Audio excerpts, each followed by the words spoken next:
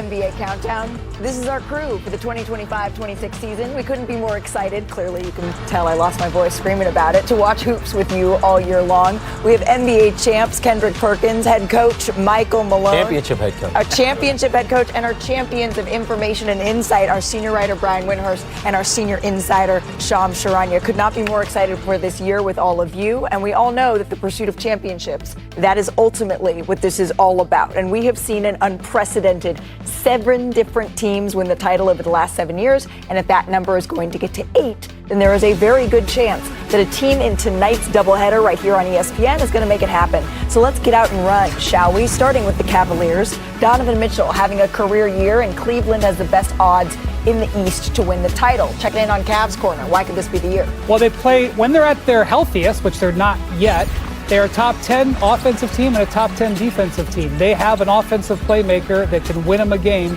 in the playoffs. And Donovan Mitchell, they have a defensive playmaker that can be a difference-making player in the playoffs in Evan Mobley.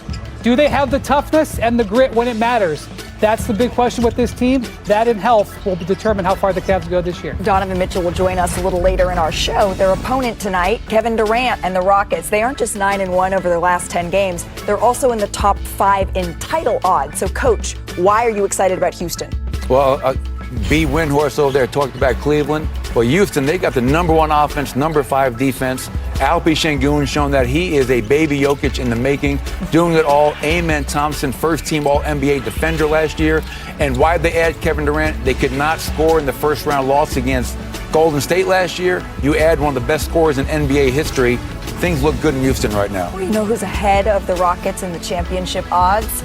Your guy, Perk, Big Body Brunson and the Knicks. New York hasn't seen an NBA title in 50 years. Could the drought end? Well, it can, but it's going to have to be with their big fella, Karl Anthony Towns, who I believe is the most important piece on this New York Knicks team. And if he's willing to get his feet hot defensively consistently, especially in the Eastern Conference where they're loaded with bigs like Giannis Antetokounmpo, Jalen Duren, and guys like that. So I'm looking at Karl Anthony Towns as the key. And then there are the Mavericks. So Dallas is actually the only team in tonight's 2 games to make the finals in the 2020s. But we all know what's transpired over the last 9 months to get the team to fall to 17th in title odds this season. Now, ESPN Analytics tells us that at this point in the year, the Mavs have a better chance, and again, it's early, but to repeat as the number 1 overall pick in the 2026 draft than they do to make the playoffs. So, Shams, as the fallout from the Luka Doncic trade continues, how are the Dallas Mavericks planning on moving forward past this Nico Harrison era? Malika, this franchise is moving away from Nico Harrison's 3 to 4 year championship window and toward trying to find sustained success and sustained growth around Cooper Flagg and youth. And to that end, sources have told ESPN that the Mavericks will be listening to trade calls for Anthony Davis and seeing and exploring his value. And for that, health will be the biggest key because not only for the Mavericks to evaluate Anthony Davis over a lengthy period of time, an extended period of time on the court, but for other teams that could have interest in him to see what he looks like when he's back, what this team looks like when he's back. A lot of evaluation to come around Anthony Davis the next couple of months. What Shams just said could end up being one of the most important developments in the league this year. Here's why. Anthony Davis' value may not be as high as you think it is, because when you talk to people around the league, they say, hey, he's going to turn 33 later this year. He's due a contract extension potentially next summer. That might scare some teams away. And the fact that it's just harder for teams to trade. But the reason that could be interesting is that might bring the contenders into this. Teams that may not have been able to trade for Anthony Davis a year ago may be able to trade for him this year. And that could change the balance of power, Coach, in the Eastern Conference. Hey, first of all, welcome to the show, man. Thank you. It's great to be back working with you, and first team All-NBA hair right here. That's amazing. Coach, you're on my heels right now. I'm not gonna lie. What about first team all handsome? You talk about Dallas and you talk about Kyrie, you talk about AD and the injuries. If I'm Jason Kidd, right now my focus is on Cooper Flagg, right? So much has been made, the number 1 pick in the draft. I think he has 5 straight games of 15 or more points as an 18-year-old. Let's not forget how young this kid is. So I can't worry about who's not available as a head coach. I have to focus on the task at hand, the guys that I have at my disposal, and he is the future of this franchise. I don't know what's going to happen to Shams and Brian's point. I do know that Cooper Flagg is going to be there for many, many years, And we have to do everything we can to help that young man develop and nurture him along the way. The Dallas Mavericks are a joke. They're a joke. They are, the most embarrassing organization in sports. They are, right now. They're the most embarrassing organization in sports.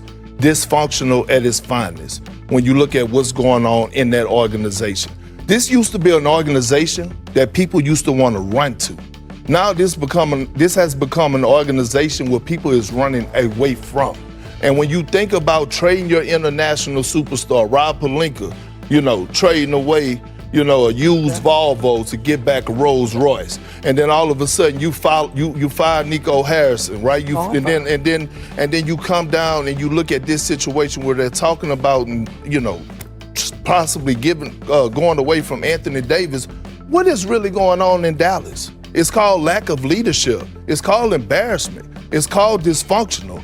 And it's a damn shame because this organization has been one of the best organizations in the league in my eyes when it was ran under the proper ownership and ran by the proper front office. Well, Coach, you just said Cooper Flagg's name. Sources just told me Cooper Flagg will miss his first game of his NBA career tonight against the New York Knicks. He's been feeling sick over the last 48 hours. We know he's been banged up as well. His thumb, his shoulder. He has averaged 17 points a game since moving to 4, but he will be out tonight. When you he's feel out sick with all this going on, wouldn't you be sick? Appreciate you having me. Thank you. I appreciate you coming on the show because you are playing at a bananas level this season. You're averaging a career high in points per game, just under 31 here. Is this something where you came into the year maybe with a different focus and intention?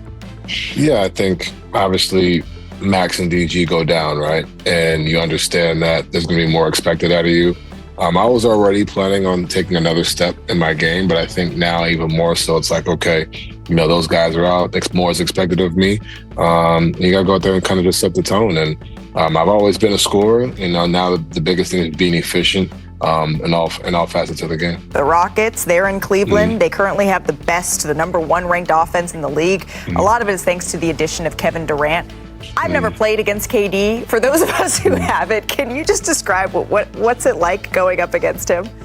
I mean, yeah, he's an all-time great, right? He's a guy that can easily win you games, keep you in games, bring you back into games. You saw that against Orlando the other night. He wasn't really shooting well and finally hit his first 3 with a few minutes to go. And the next thing you know, his next 3 shots were all dagger shots. And they got Şengün, who's playing phenomenally. Amin Thompson, who's a stud. They got a lot of talent, a lot of size. So when you go against a guy like KD with what he has around him, they're going to be a tough matchup, but we're ready and we're excited to go. I think this is some of the best basketball that I have seen you play. And there's a good chance Amin Thompson is going to be guarding you at least at some point in this game. Can you describe that challenge? I mean, yeah, he's athletic. He matches you in strength. Some of the things he does on the floor is just, you haven't seen it from any athlete. Maybe like Vince Carter, right? But I think for a guy like myself, just take what the defense gives me. Don't try to press. Just continue to be myself. Be who I am. And also, you got to respect your opponent. You got to respect the level of talent he is, but also be who I am myself. Don, let's end here if we could. You've been a winning player for your entire career, whether it's in Utah, Cleveland. In fact, you have the best win percentage, for those who follow things like that, of any player in NBA history to never make a conference finals. When you hear something like that, what motivation does it give you to say, you know what, I can do it at any level. I'm going to get there. Yeah, it's all work. It's all the process, right? It's all like there's so many. You could say, oh, Michael Jordan never got to the finals until his 8th year. I'm not saying I'm Michael Jordan, but what I'm saying is everybody's road is different. I've had opportunities to get there. I've fallen short. I've been injured. There's been expectations where there's so many different scenarios, but every road is different, right? But I'm not going to stop being who I am. I'm not going to stop the work I'm doing because at the end